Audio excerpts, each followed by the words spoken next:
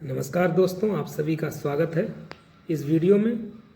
तो आज इस वीडियो में मैं आपको एक पूरा शेड्यूल जो है दिखाने वाला हूं, सुबह 10 बजे से शाम के 5 बजे तक ब्लॉक क्वालिटी कोऑर्डिनेटर का। ठीक है, तो सबसे पहले मुझे आज जाना होगा बीएसए ऑफिस में, एक लेटर को रिसीव कराना है। तो सबसे पहले मैं जाऊंगा बीएसए ऑफिस। तो वो चीज़ें आपको मिलती रहेंगी, तो आप वीडियो में बने रहिए। और चैनल पर अगर आप पहली बार आएँ तो चैनल को सब्सक्राइब कर लीजिएगा। तो अभी तो 9:15-20 हुआ है और तो निकलते हैं हम 9:30 बजे के आसपास। ठीक है, तो ठीक है, चलिए मैं आपको आज पूरा शेड्यूल दिखाता हूँ क्या रहता है शेड्यूल जो है। तो पहले जाएंगे बीएसए ऑफिस, उसके बाद जो है वहाँ से हम बीआरसी जाएंगे। तो ठीक है, बने रहिए। तो चलिए दोस्तों, चलते हैं।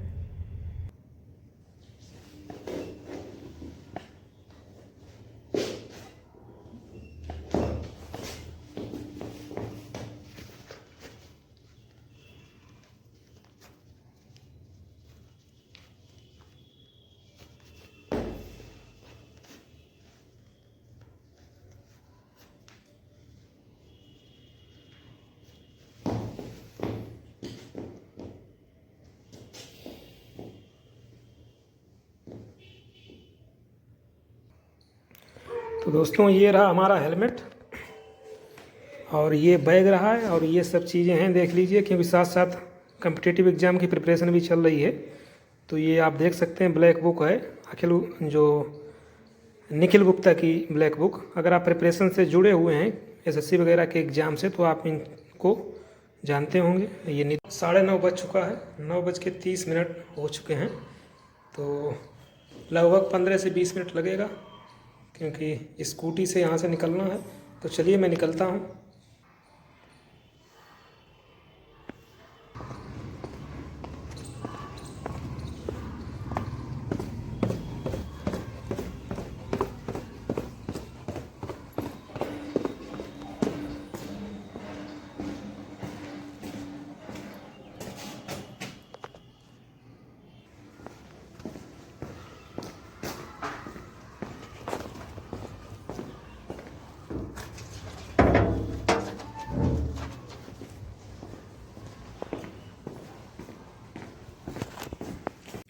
तो दोस्तों, फाइनली मैं वापस रूम पे आ चुका हूँ। तो आज का जो पूरा शेड्यूल जो रहा है वो मैं आपको पहले बता चुका हूँ। सबसे पहले जो है एक लेटर था रिसीव कराने के लिए बीएसए ऑफिस में, वहाँ जाना पड़ा। तो उसके बाद मैं बीआरसी गया। ठीक है, तो वहाँ पर जो भी काम होता है, क्योंकि कई बार आप लोग पूछते हैं इसमें काम क्या रहता है, तो मैं आपको पहले ही बता चुका हूँ कि इसमें जो काम रहता है वो, अगर मोस्टली जो काम रहता है वो जो है कायाकल्प का रहता है। क्योंकि उत्तर प्रदेश में मिशन कायाकल्प चल रहा है, जहाँ पर 19 पैरामीटर हैं जो हर विद्यालय में उनको फुलफिल कराना है। यही आपका मेनली काम वहाँ पर रहता है। और इसका डेटा कैसे मंगाया जाता है, आप लोग पूछ रहे थे। तो इसका जो डेटा है स्कूल वाइज या तो कॉल कर लीजिए, अदरवाइज आप जिस बीआरसी में आप जो भी बीआरसी अलॉट होगी वहाँ पर काफ़ी ग्रुप बने होते हैं।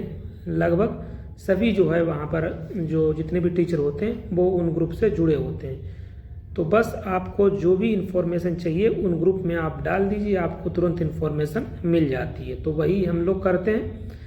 जो प्रोफार्मा रहता है, जिस प्रोफार्मा में हमें रिक्वायरमेंट रहती है उस इन्फॉर्मेशन की, जो 19 पैरामीटर हैं, तो बस उनको उसी हिसाब से ग्रुप में डाल देते हैं और वो आपको जो है हार्ड कॉपी आपको डिपॉजिट कर देते हैं, जितने भी आपके विद्यालय उस बीआरसी से अटैच्ड हैं। उसके बाद जो वो लोग उसमें मेंशन करते हैं वही जो है कंप्यूटर में आपको एक प्रेरणा पोर्टल है, जब आप इसको ज्वाइन करेंगे तो आपको पता चल जाएगा। प्रेरणा पोर्टल पे आईडी पासवर्ड आपको मिल जाएगा। ठीक है, तो जब उसको आप लॉगिन करेंगे तो वहाँ पर जो है जो आपको हार्ड कॉपी मिली है उसी को वहाँ पर अपडेट करना होता है। ठीक है, तो संतृप्त असंतृप्त, ठीक है, सैचुरेटेड अनसैचुरेटेड, दो ही ऑप्शन होते हैं। अगर चीज़ें जैसे एक मैंने पैरामीटर ले लिया बॉयज टॉयलेट, अगर बॉयज टॉयलेट बना है तो उसको संतृप्त कर देते हैं, अदरवाइज असंतृप्त, और असंतृप्त का वहाँ पर रीजन भी फिल करते हैं। तो ये है कुछ ज़्यादा चीज़ें इसमें नहीं है, बस वही है थोड़ा बहुत नॉलेज आपको होगा, इससे वो तो होता ही है, ठीक है। और दूसरी चीज़ और भी चीज़ें होती हैं।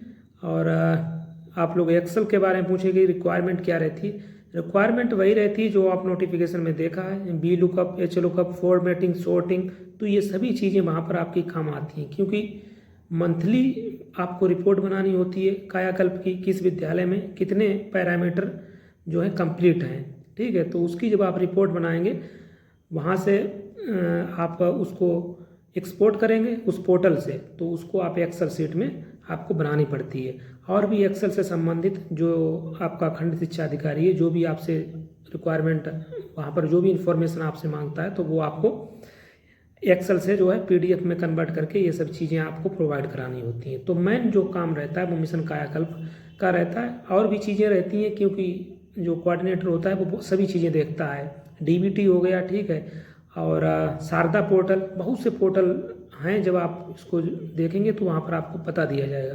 तो उन सभी पोर्टल से संबंधित एक ओवरव्यू आपको होना चाहिए, क्योंकि कोई भी अध्यापक टीचर अगर पूछता है तो उसको जो है आपको बताना होगा, ठीक है। तो यही रहा, 10 बजे मैं यहाँ से निकला था और लगभग 10:30 के आसपास पहुँचा था वहाँ पर। और उसके बाद वही जो अपडेट करना था कुछ प्रेरणा पोर्टल पे हमें कायाकल्प, तो मैंने अपडेट किया। और जो भी जो खंड शिक्षा अधिकारी के द्वारा जो भी इंफॉर्मेशन कुछ मांगी गई थी वो मैंने वहाँ से उनको दे दी। तो यही काम रहता है, ठीक है। और बस उसके बाद आप लोगों को मैं बता चुका हूँ कि इसका जो है 10 to 5 रहता है। उसके बाद 4:30 के आसपास या 5 बजे जो है वहाँ से आप निकल जाते हैं। तो उसी के बाद मैं वहाँ से निकल आया था।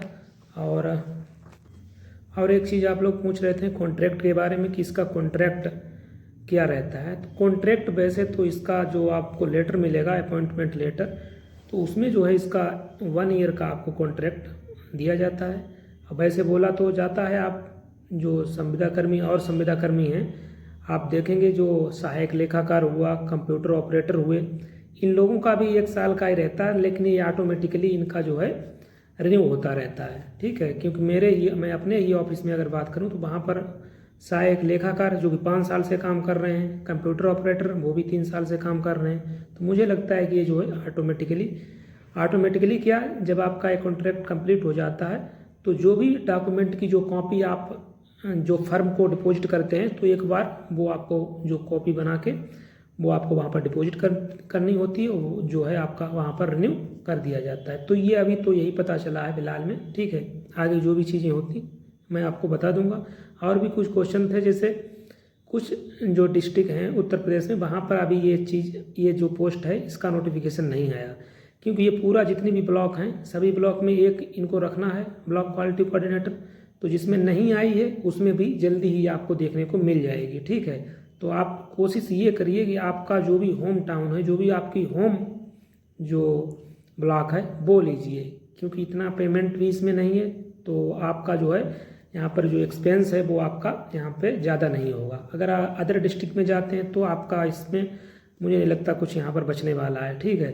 तो कोशिश यही करिए कि आपका जो भी डिस्ट्रिक्ट है उसमें ब्लॉक होंगी, तो वहाँ पर अगर आप कोशिश करते हैं तो आपको वहाँ पर मिल जाएगा। अगर जहाँ पर अभी नहीं वैकेंसी आई, नहीं नोटिफिकेशन आया, वो भी आपको जल्दी ही देखने को मिल जाएगा।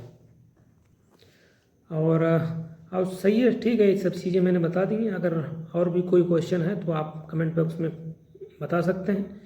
और क्योंकि मैंने आपको बताया था मैं इसके साथ साथ मेरी प्रिपरेशन भी चलती है, और इस तरीके की जो जॉब्स होती हैं उनके साथ आप प्रिपरेशन कर सकते हैं, क्योंकि प्राइवेट में आपको पता है एक भी मिनट आपको नहीं मिलता है, और प्रेशर भी काफ़ी प्रेशर रहता है, वहाँ पर आप नहीं पढ़ सकते हैं। किसी अदर एग्जाम, कम्पिटिटिव एग्जाम की प्रिपरेशन करना चाहें वहाँ पर पॉसिबल ही नहीं होता है। तो इसके साथ साथ मैं प्रिपरेशन भी कर रहा हूँ, आपको मैंने बताया था। तो क्योंकि 10 to 5 रहता है वहाँ पर वर्किंग, उसके बाद जो भी समय है उसको आप अपना मैनेज कर सकते हैं। तो चलिए हम इतना ही रखते हैं, और आगे आप लोग जो भी आपका क्वेश्चन है, क्वेरी है, वो आप कमेंट बॉक्स में पूछिएगा, बताएंगे। और जो हम लोग जो बात कर रहे हैं वो ब्लॉक क्वालिटी कोऑर्डिनेटर की कर रहे हैं, और भी जो पोस्ट होती हैं। और अगर कोई हमारा व्यूअर है जो अदर कोई पोस्ट चाहता है तो वो भी आप देखते रहिए। जैसे सहायक लेखाकार के लिए अगर आप कॉमर्स से आपके पास ग्रेजुएशन है तो आप सहायक लेखाकार के लिए अप्लाई कर सकते हैं, ठीक है। और कंप्यूटर में आपके पास ओ लेवल वगैरह है तो कंप्यूटर ऑपरेटर के लिए अप्लाई कर सकते हैं। सेवा योजना पोर्टल पे देखिए काफ़ी आपको वहाँ पर वैकेंसीज मिल जाएंगी, तो वहाँ से अप्लाई आप कर सकते हैं।